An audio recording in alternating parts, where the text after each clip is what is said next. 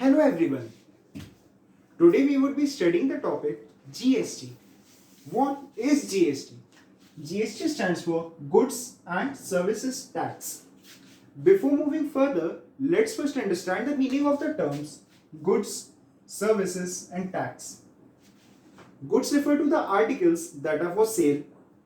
Services refer to the facilities that are provided by a person or a company.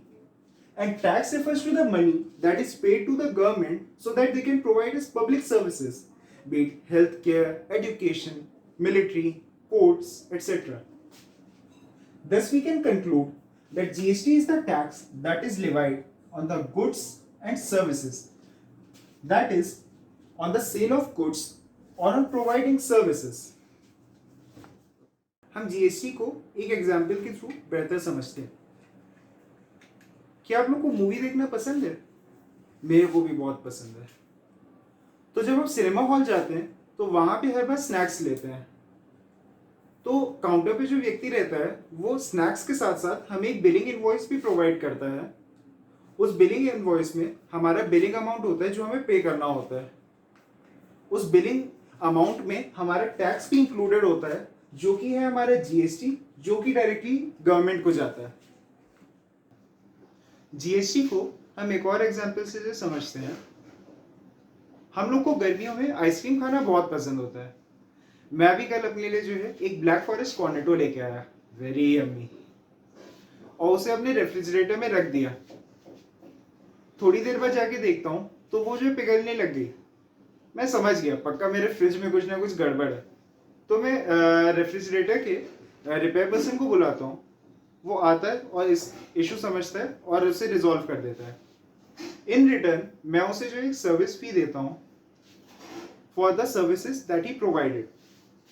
तो जो service fee रहती है उसमें ना केवल उसका सर्विस चार्ज बल्कि जो है एक टैक्स भी इंक्लूडेड होता है.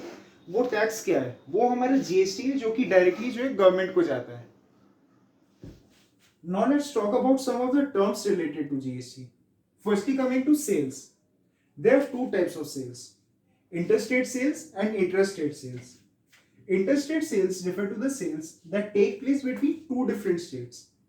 Let's take an example of this. Let's say आपका डीलर है जो कि है आपका यूपी में, जो और वो आपके एक पंजाब के कंज्यूमर को प्रोडक्ट सेल कर रहा है अपना.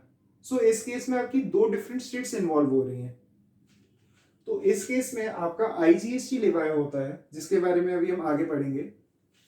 और इस आईजीएसटी का पूरा पैसा जाता है आपकी सेंट्रल गवर्नमेंट को. Now coming to intrastate sales. Intrastate sales refer to the sales that take place within the same state. Let's take an example of this. Let's say आपका आगरा में कंज्यूमर है जो कि आपके कानपुर के डीलर से सामान खरीदता है. तो इस केस में आपकी जो पूरी डीलिंग हो रही है वो आपकी सेम स्टेट में हो रही है जो कि है उत्तर प्रदेश. तो इस केस में आपका सीजीएसटी और एसजीएसटी लेवाई किया जाता है जिसके बारे में भी हम आगे पढ़ेंगे. और सीजीएसटी का पैसा जाता है डायरेक्टली आपकी सेंट्रल गवर्नमेंट को और एसजीएसटी का डायरेक्टली पैसा जाता है आपकी स्टेट गवर्नमेंट को. So in all we can conclude there are three types of taxes: CGST, SGST and IGST. CGST stands for Central Goods and Services Taxes. In this case, the complete tax amount is paid to the central government. Next, coming to SGST. It stands for State Goods and Services Tax. In this case, the complete taxable amount goes to the state government. Next, coming to IGST. IGST stands for Integrated Goods and Services Tax. In this case also, आपका जो complete पैसा है वो जाता है central government को. Now coming to the third term, that is dealer. Dealer आपका वो व्यक्ति रहता है जो कि कोई सामान खरीदता है और उसे रीसेल करता है या फिर जो है वो कोई सर्विसेज प्रोवाइड करता है हमें. आपका जो डीलर होता है वो तभी आपको जीएसटी लेवाई कर सकता है अगर वो जीएसटी में रजिस्टर्ड होगा. डीलर आपका कोई भी पर्सन हो सकता है या फिर कोई कंपनी हो सकती है. Next coming to consumer. Consumer आपका वो व्यक्ति रहता है जो कि गुड्स या फिर सर्विसेज परचेज करता है अपने पर्सनल यूज के लिए. इन जनरल केस हम ही लोग हैं वो लोग. Now we come to the sixth term, that is GST payable to the government by the dealer. तो इसका मतलब क्या है? इसका मतलब है कि डीलर को गवर्नमेंट को कितना जीएसटी पे करना बाकी है. तो इसे हम एक एग्जांपल से समझते हैं. लेट्स से आपका जो डीलर है उसने जो है एक आर्टिकल खरीदा 10,000 रुपीज का. तो अब क्या है कि उसने जो आर्टिकल खरीदा है उस पर भी उसे टैक्स देना पड़ा होगा. तो उसने जो टैक्स दिया यानी जो जीएसटी दिया वो हो गया हमारा इनपुट जीएसटी और उसका वैल्यू हो गया 18% of cost price. Cost price अभी हम आगे देखेंगे जो कि हो गया हमारा ₹1800. अब क्या है कि वो 10,000 पे तो सीधे बेच नहीं देगा क्योंकि अब उसे भी प्रॉफिट चाहिए. तो लेट से उसने जो है 2,000 रुपीज बढ़ा के यानी ₹12,000 पे आर्टिकल बेचा. तो अब क्या है कि कंज्यूमर जिसने वो आर्टिकल खरीदा तो उसने 12,000 प्लस जो इस पे लग रहा है जीएसटी वो पे करा. तो जो आर्टिकल पे जीएसटी पे करा कंज्यूमर ने वो हो गया हमारा आउटपुट जीएसटी जो कि हो गया हमारा 18% of selling price. Selling price अभी हम थोड़ी देर में देखेंगे. तो वो आ गया हमारा ₹2,160. तो अब हम देखते हैं कि हमारे जो इनपुट जीएसटी और आउटपुट जीएसटी दोनों के वैल्यू में डिफरेंस कैसे. तो डिफरेंस इस वजह से आया कि आउटपुट जीएसटी में हमारा डीलर पे कर चुका है पहले वो भी इंक्लूडेड है प्लस जो प्रॉफिट उसने अपना बनाया उस पर भी टैक्स लगा वो भी इंक्लूडेड है. तो इसलिए अगर हम जो है अपना आउटपुट जीएसटी में से इनपुट जीएसटी सब्ट्रैक्ट करते हैं तो वो हो जाएगा हमारा ₹360. तो इन ऑल हम ये कंक्लूड कर सकते हैं कि जो प्रॉफिट पे उसके टैक्स लगा यानी डीलर के जो प्रॉफिट पे टैक्स लगा वो हमारा हो गया GST payable to government by the dealer. Now we come to the seventh term that is CP. What is CP? CP stands for cost price. Cost price is the price at which someone buys goods. Next is MP. What is MP? MP stands for mark price. Let's say आप अगर किसी book store गए तो वहां पे आपको कोई book पसंद आई तो आपने पीछे लेवल पे उसका प्राइस देखा. तो वो जो प्राइस लेवल पे है वो हो गया आपका मार्क प्राइस. इसे जो है आप कोटेड प्राइस या फिर लिस्ट प्राइस भी बोल सकते हैं. नेक्स्ट नाइन्थ टर्म है आपका SP. SP stands for selling price. Selling price मतलब कि price at which someone sells the goods. Next we talk about discount. What is discount?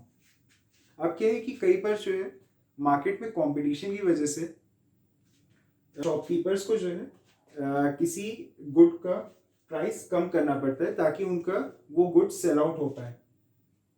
तो वो जो रिडक्शन हुआ प्राइस में उसे कह देते हैं discount.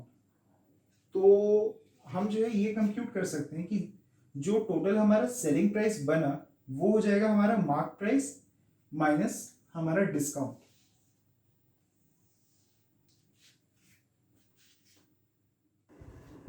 Now let's understand GST through a practical example.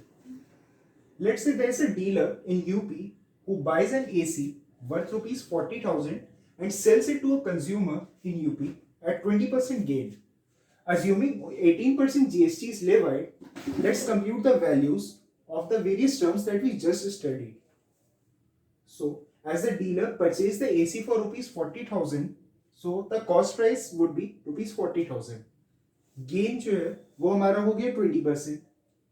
तो अब क्या जो हमारा सेलिंग प्राइस है, सेलिंग प्राइस हो गया हमारा कॉस्ट प्राइस प्लस गेन. वो हो गया हमारा 40,000 plus 20% of cost price, that would make ₹48,000.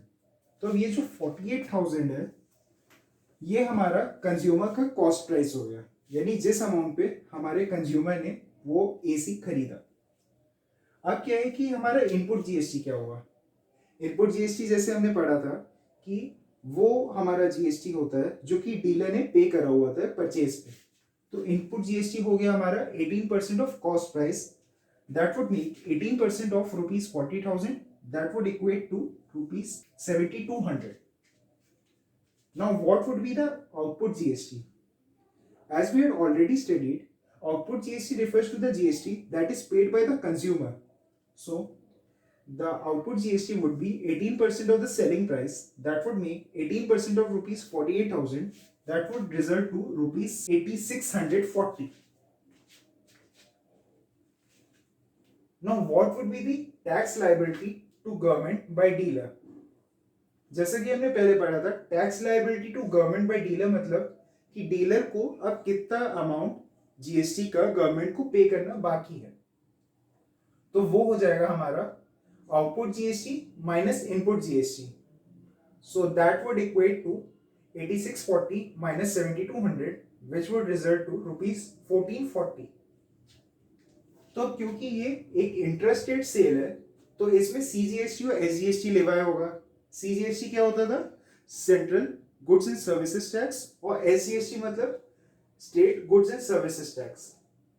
अब central goods and services tax किसको जाता है? सेंट्रल गवर्नमेंट को, और state goods and services tax जाता है स्टेट गवर्नमेंट को. तो क्योंकि हमारा सीजीएसटी और एसजीएसटी बराबर होते हैं तो tax liable to central government यानी सीजीएसटी कितना हो गया 1440 upon 2, that would result to rupees 720, and tax liable to the state government यानी SGST would equate to rupees 1440 by 2, that would result to 720. That's